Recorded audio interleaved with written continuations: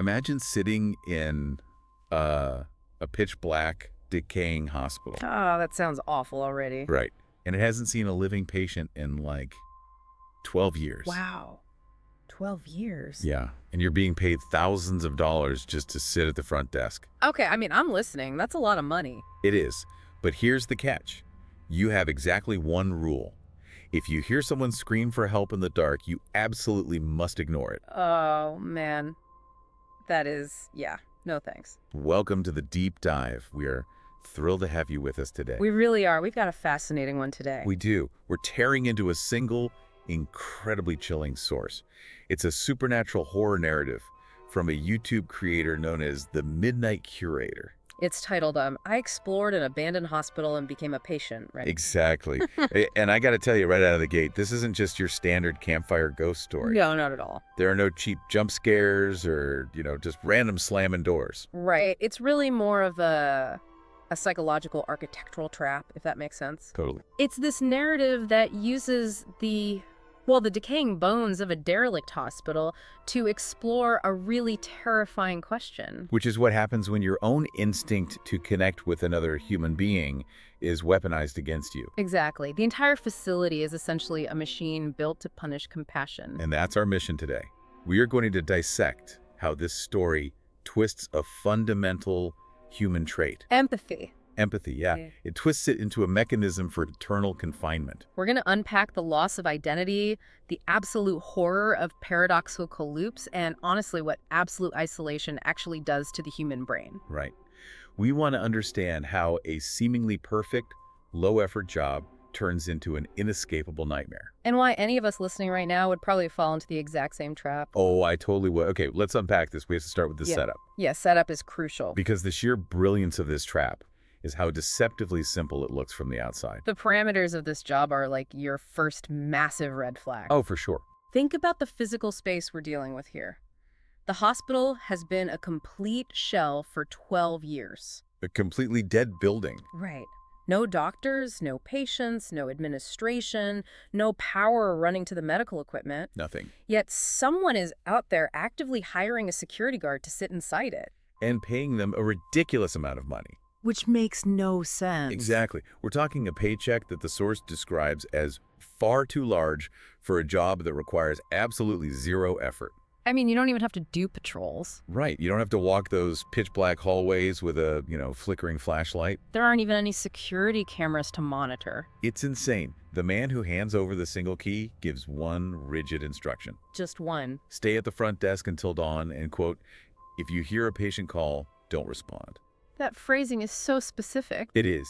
And to me, this feels exactly like a digital terms and conditions agreement. Oh, how do you mean? Like an app? Yeah, think about it. You download a new app or you sign up for some service, and the massive reward is right there in front of you. Right, you want the thing. You want the convenience, you want the fun, or in this guy's case, you really want that giant paycheck. So you just skim the bizarre rules. Exactly. No patrols, great. No cameras, even better. I can just watch movies on my phone all night. Exactly. And because the upfront reward is so shiny, you completely ignore the one incredibly sinister clause at the bottom. You just hit, I agree. Yeah, because human beings are, notoriously bad at evaluating long-term risk when there's a short-term payout. We really are. We commodify our own safety for convenience all the time. That's a great way to frame it. It's willful ignorance driven by incentive. Yeah. But I want to dig into that 12-year abandonment thing for a second. Please do. What does it mean for a massive structure to sit empty for over a decade, yet still have the operational budget and the apparatus to hire a human being? It's super suspicious. It tells us right away that this building operates entirely outside of normal economic reality. Right. It's not a piece of real estate. It's a predator. Oh, I like that. A predator. It's like a fisherman continuously casting a line into the world, and that massive paycheck is just the bait. And taking that bait creates this intense psychological bind, doesn't it? Absolutely. Like, if you're getting paid an exorbitant amount of money to do literally nothing, you feel this immense internal pressure to follow the one stupidly simple rule you were given. Right. You think, I owe them that much, I just need to sit here and be quiet. Yeah, you rationalize it. Exactly. But what's fascinating here is the surgical precision of that rule. The wording. Yeah, the wording. The employer doesn't say, if you hear a raccoon in the walls, ignore it. Right. Or if you hear the wind. They don't say, if you see an urban explorer breaking in, stay put. They explicitly say, if you hear a patient call, don't respond. A patient. Yes. In a place that has been a concrete tomb for over a decade. Right. By using that specific word, the employer is basically acknowledging the supernatural element as standard operating procedure. It's not a secret at all. No. They are openly telling the guard, the patients are still here. They are going to call for you. You must ignore them. Which puts just an unbearable psychological weight on the guard. I can't even imagine. Imagine being in that scenario. You know, you're bathed in the harsh artificial light of the front desk, staring out into these pitch black corridors. Just waiting. If your only job is to actively not respond to a patient calling out, your brain is instantly going to hyperfixate on the silence. It's the classic irony, right? Yeah, if I tell you not to think of a pink elephant, your brain instantly generates a pink elephant. Right. If I tell you to ignore the voices in the dark, your brain is going to spend all night aggressively scanning the silence. You're actively listening for your own doom. Exactly. And let's talk about the science of that silence for a second, because I think it's crucial here. Okay. Have you ever heard of the Ganzfeld effect? I have, yeah, but break it down for the listener. So the Ganzfeld effect is this phenomenon in psychology where your brain is starved of sensory input. Like total deprivation. Yeah. Like if you put ping pong ball halves over your eyes and listen to white noise, within minutes, your brain panics. Because it isn't receiving any data. Exactly. Yeah. So what does it do? It starts making things up. It hallucinates. You start having vivid audio and visual hallucinations. Your brain manufactures its own reality just to fill the void. That is wild. Now drop our guard into a 12-year empty hospital in the dead of night. Absolute sensory deprivation. His brain is already on the verge of creating noise just to survive the silence. Right. So I have to ask you, the listener, would you take a job that pays exceptionally well if the only requirement was to actively suppress your natural reactions to your environment? To force yourself to become as dead and unresponsive as the building around you. Exactly. It's a profound test of willpower that almost no one can pass. No way. The employer isn't really paying for a security guard. They're paying for a human anchor. Oh, that's a creepy way to put it. They're paying someone to sit on the edge of the abyss and refuse to look down. But human curiosity, coupled with that sensory starvation we just talked about, it makes failure almost inevitable. It does. A rule only matters when something pushes against it. And the hospital knows exactly when to push. It really does. Which brings us to the inciting incident. The trap doesn't spring right away. It lets him stew. It waits for a very specific time, 1:47 a.m. And that timing is incredibly deliberate. Really? Why 1.47? Well, people always talk about 3 a.m. being the witching hour, right? Yeah, constantly in horror movies. But 1:47 a.m. has its own distinct psychological weight for anyone who has actually worked a graveyard shift. Oh, interesting. It's the absolute peak of isolation, the initial adrenaline of starting the shift. That's gone. You're just crashing. Your circadian rhythm is crashing hard. The reality of your complete aloneness settles over you like a suffocating blanket. Wow. Your cognitive defenses are at their absolute lowest point right then. And right then, the narrative describes the silence of the abandoned building becoming, quote, heavy. Heavy, yeah. It's almost a physical pressure. And into that heavy, crushing silence comes the sound. Ah. A weak, pained voice calling out from a deep corridor. And the narrative makes a profound observation here. What's that? It states that we are wired to help. Yeah. In a place that empty, ignoring a desperate plea feels more unnatural than the supernatural voice itself. The hospital doesn't need to lock the doors to keep him inside. Not at all. It just waits for his own empathy to force him to break the silence. It's a brilliant subversion of what we expect from horror, honestly. How so? Usually the monster is this overpowering force that chases you down, breaks through the door, and drags you away screaming. Right, like Jason or Michael Myers. Exactly. But here, Yeah. the monster just lies in the dark and whimpers. It weaponizes vulnerability. It waits for you to voluntarily open the door. It's designed to prey on a biological reflex. Okay, I'm going to stop you right there, though, and push back on this a little bit. Oh, okay. Let's hear it. Is this really about empathy? Or is it about exactly what we just talked about, the human mind's sheer inability to tolerate sensory deprivation? You think it's just the silence getting to him? I mean, think about it. If you are sitting alone in the dark, losing your mind to the silence, and you hear a sound, isn't there a deeply selfish part of you that wants to interact with it just to prove you exist? To ground yourself. Yeah, exactly. Just to confirm you aren't completely alone in the void. I see. I just want to challenge the idea that this guard acted purely out of the goodness of his heart. I think sometimes we respond to the dark because the silence is actually driving us mad, and we desperately need an anchor. Okay, I see exactly where you're going with that, and the Gensfeld effect certainly primes him for failure. Right. But I have to completely disagree that his response is purely selfish grounding. Really? If it were just about sensory deprivation, the building wouldn't need a specific trigger. What do you mean? If the guard just wanted to break the silence, he could tap a pencil on the desk or yell, "Hey, who's there?" aggressively. Yeah, I guess that's true. He could shine a flashlight down the hall and assert dominance over the space. But the narrative explicitly focuses on the nature of the voice. It's weak. It's weak, it's pained, it claims it can't move. The trap requires the victim to believe they hold the power to relieve suffering. So you think it specifically requires a surrender of self-interest? Exactly. Look at the physical reaction described right before he breaks the rule. His hand shakes. Yeah, I remember that detail. Why is his hand shaking? That's not just fear of the dark. That is the physical manifestation of intense cognitive dissonance. Oh, let's define that for the listener, because it's a great concept. Cognitive dissonance is that incredibly uncomfortable feeling you get when you hold two conflicting beliefs or desires at the same time. Spot on. His intellect is screaming at him, "Remember the golden rule! You are making thousands of dollars to do nothing. Do not respond." But his instinct, his biological hardwiring as a social cooperative animal, sees a member of the tribe in distress. Exactly. The shaking hand is the friction between logic and compassion. And in this story, the intellect loses to the instinct. It does. He steps forward. The instructions fade against the immediate burning need to help someone in pain. And he says one word. Hello? That single word is the mechanical trigger. It's the key turning in the lock. And the moment that word leaves his lips, the environment doesn't just get scarier. It undergoes a radical shift. Everything changes. Here's where it gets really interesting. He expects the voice to cry out again, to ask for a doctor or a blanket or a hand. But that doesn't happen. No. Instead, total silence follows his hello. Just dead quiet. And then the flickering lights of the hospital suddenly go completely steady. The environment stabilizes. The building was holding its breath, waiting for his input, and now it exhales. And the voice changes entirely. That pained, weak whimpering vanishes. Completely gone. In its place, a clear, healthy, totally neutral tone answers back from the dark.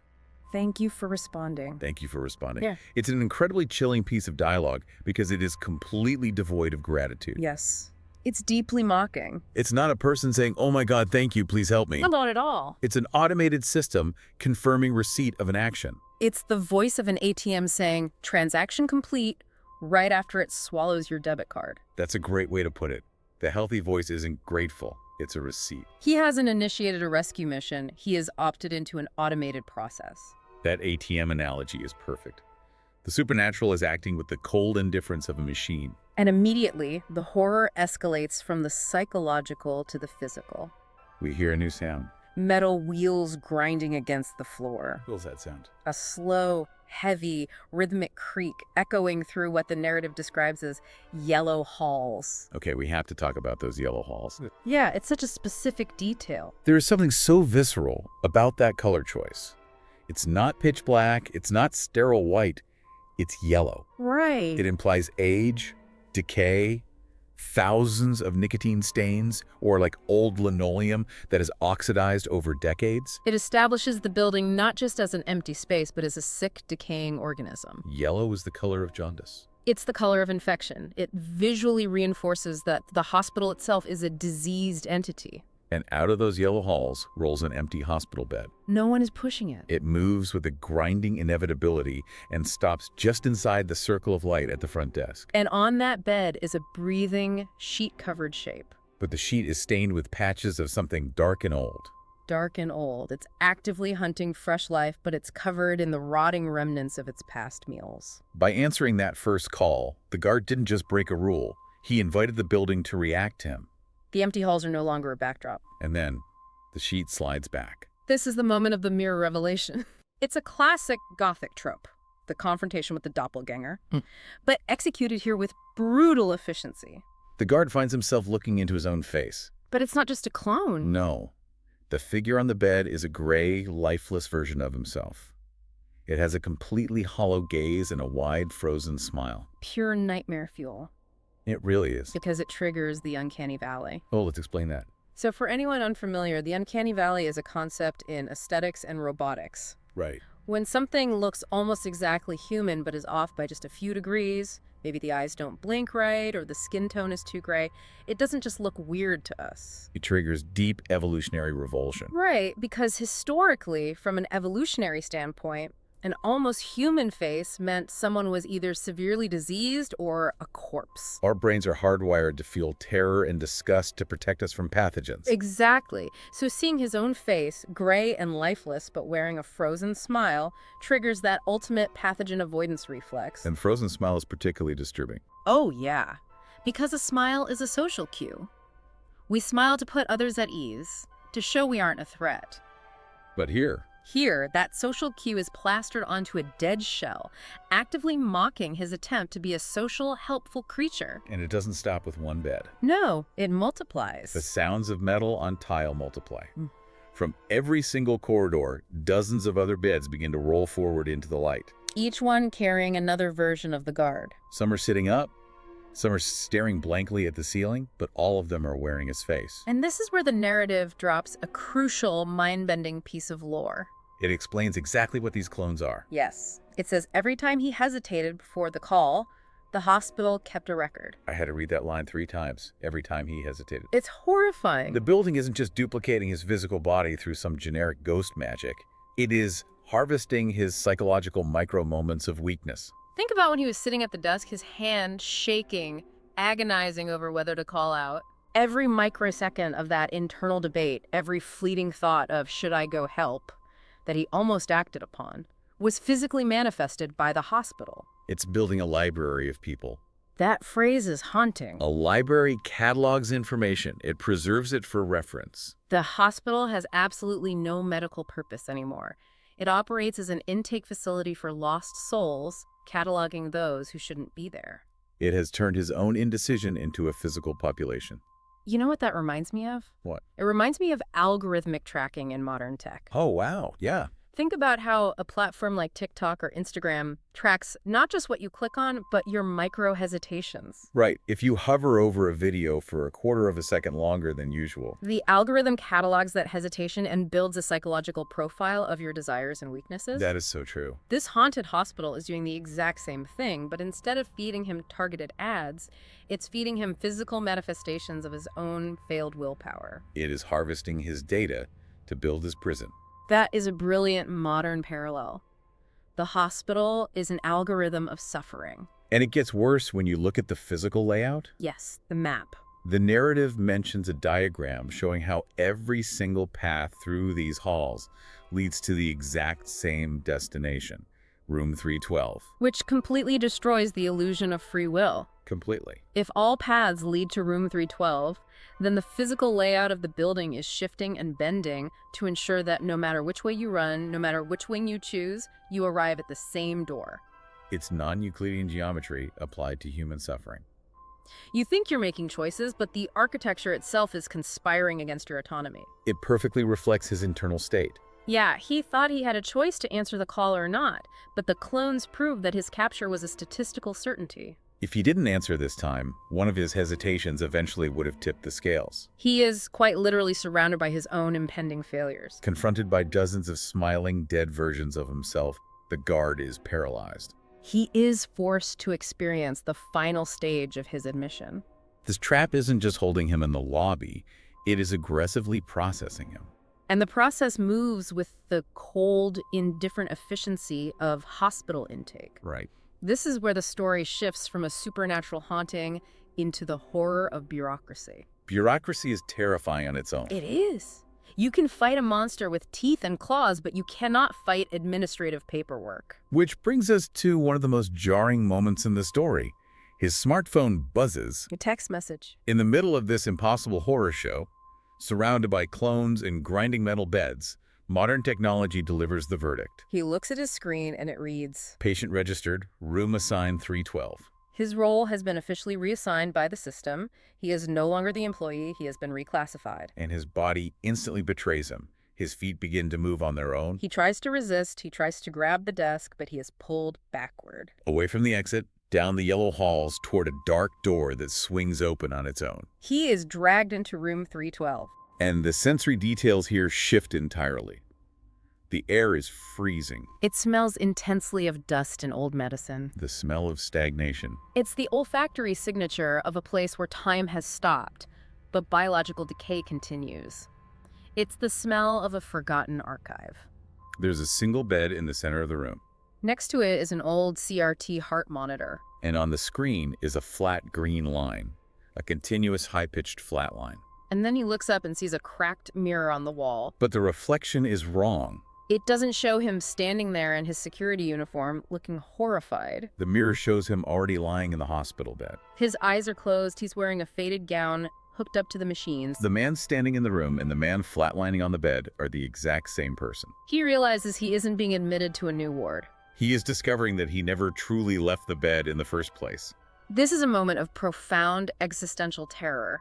The cracked mirror completely shatters the linear timeline of the narrative. It really does. If we pause and analyze what this means for his reality, was he the patient all along? Did the night shift ever actually begin? It's terrifying because it breaks your foundational trust in your own consciousness.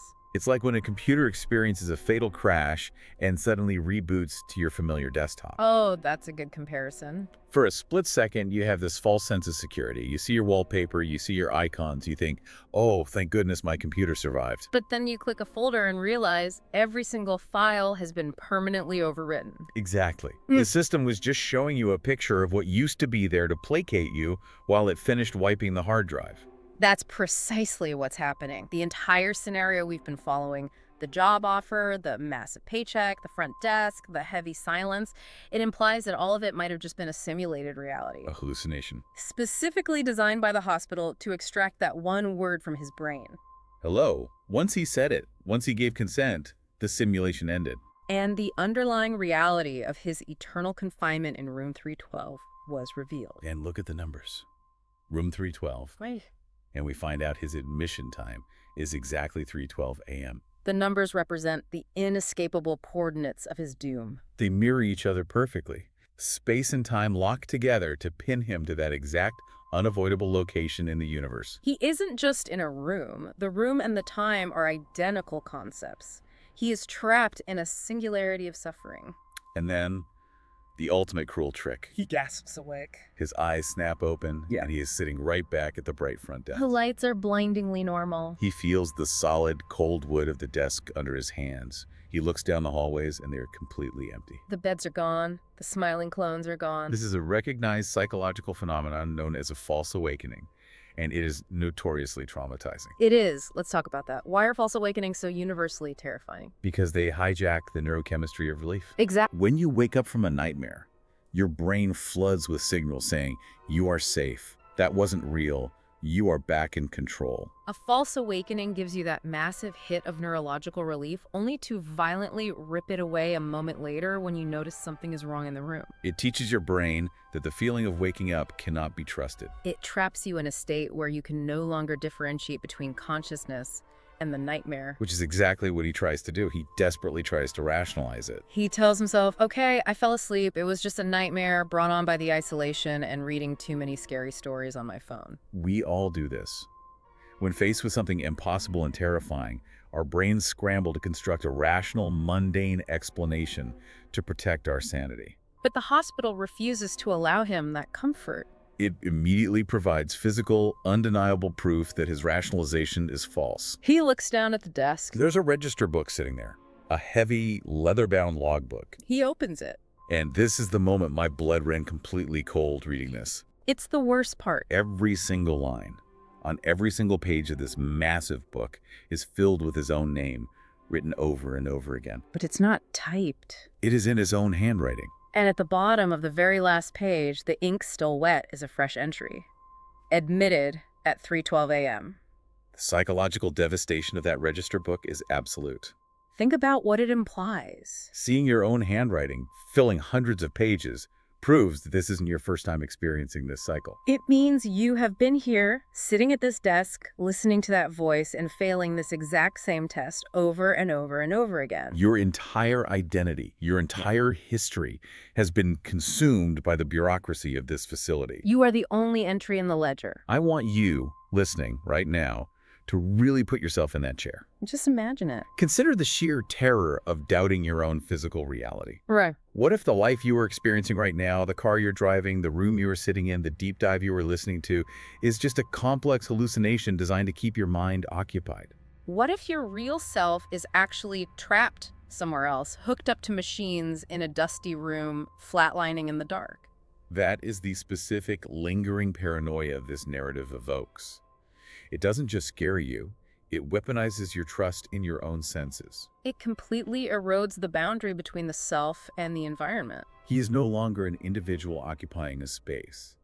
He has become a feature of the space itself. Which brings us to the final, tragic purpose of his confinement. The horror of the register book is immediately followed by a new demand from the hospital. The narrative makes it clear that the hospital never lets go. It strips away everything a person was, their memories, their personality, their hopes, until only the raw, functional role of patient remains. It turns the survivor into a living piece of the building's own machinery. This is the paradoxical loop at the heart of the story. In room 312, leaving is a paradox. The rules of the trap dictate that the only way to step out of the hospital is to become the very thing that haunts it. The building is a parasite. It doesn't just kill its victims, it metabolizes them. It digests their humanity and uses their remnants as bait to catch its next meal. The guard's identity is erased and replaced entirely by a function. He becomes a literal cog in a supernatural machine. His phone buzzes on the desk one last time. The final text message reads, "Next staff arriving soon. Prepare the call." Prepare the call.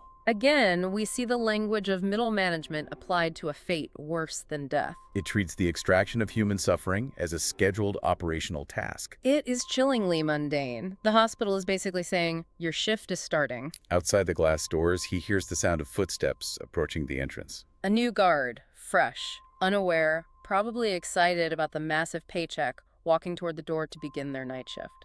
And the guard at the desk, our protagonist, feels his jaw unhinge. His mouth opens completely against his will. It's the total loss of bodily autonomy. He is a meat puppet now. His voice comes out. It's weak, it's broken, it's desperate, and it drifts down the hallway toward the new arrival. He calls out, "Hello, is anyone there?" So what does this all actually mean? I want your take on this. Okay. When he makes that final call, is there any humanity left in him? Is a tiny part of him actually trying to warn the new arrival by breaking the silence early, hoping to scare them away before they sit down? Or is he entirely subjugated by the hospital's will, forced to be the very lure that destroyed him? Exactly. What do you think? That is the ultimate tragedy of the story, because his intent no longer matters. Really? The outcome is identical either way. How so? Whether he is crying out in genuine, desperate agony, hoping to warn the new guard, or whether the building is merely forcing air through his paralyzed vocal cords to mimic suffering, the sound produced is the exact stimulus required to trigger the next victim's empathy. Wow. His suffering has been perfectly commodified. The hospital doesn't care if he's trying to help. It uses his attempt to help as the weapon. He looks up at the clock on the wall above the desk. The glass is cracked, and the hands are frozen in place. The narrative tells us that no matter how much time passes in the outside world, inside those walls, it will always be 3.12. Time has lost all meaning. 3.12 isn't just a time on a clock anymore. No, it is a geographic location, it is an administrative status, and it is a state of perpetual agony. It is endless repetition. Have you ever experienced time dilation during a traumatic event? Like when a car crash feels like it takes 10 minutes to happen. Exactly. The frozen clock signifies that he has been permanently removed from the flow of normal time. He's trapped in the eternal present of the hospital's digestion process. He will experience the terror of that moment forever. And the creator leaves us with this final crushing assertion. Which is? The most terrifying part of the loop isn't being trapped in the dark. It's the exact moment you realize you have already become the voice in the dark. You are now the monster hunting the next person who dares to answer. That is the ultimate violation of the self. The hospital doesn't just take your life, it forces you to become complicit in the taking of others. It forces you to violate your own core values. The empathy that brought you down is now the very weapon you wield against the next innocent person. You are forced to pass the trauma on. It really makes you wonder about the perspective of that new guard walking in the door. Oh man, yeah.